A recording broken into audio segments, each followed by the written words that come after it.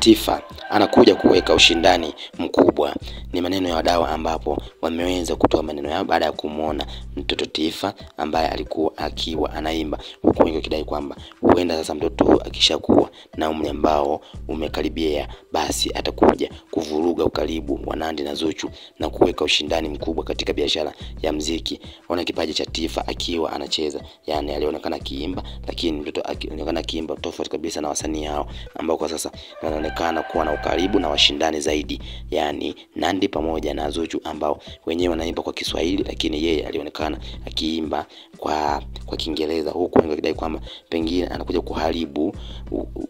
kuvuruga au kuharibu ukaribu wa Nandy na Zuchu na kuweka ushindani mkubwa zaidi, kwa kuwa